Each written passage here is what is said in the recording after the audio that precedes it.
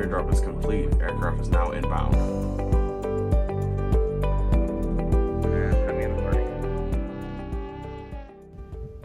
Today, the Iris Automation flight team flew 107 miles under the waiver we were granted in honor of Part 107. We flew it solely with our Casia X DAA on board. These beyond visual line of sight operations are not a victory for just Iris Automation. We've been spectacularly blessed with great partners in this endeavor, including the University of Nevada, Reno, and the Innovation Center that's given us a wonderful place to work and ideate and build our systems to date.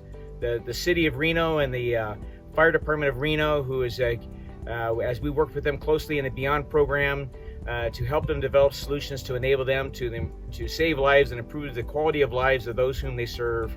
And then finally, the Federal Aviation Administration, who has scrupulously and appropriately reviewed our technology and gave us the approval to safely fly those flights today. We couldn't be prouder, and we're very, very grateful for those partners. Thank you. And I want to congratulate everybody at Iris Automation who couldn't be here today. This was a success not only for the flight operations team and our partners, but also a success for every single one of us at the company who have been working diligently over the last 6.5 years to build the technology and capabilities and team and expertise to get to this point. The flights that we did today that were excellently executed by the flight operations team here are a mark of the success that we have had in every of our endeavors that we have been pursuing over the last 6.5 years. Congratulations.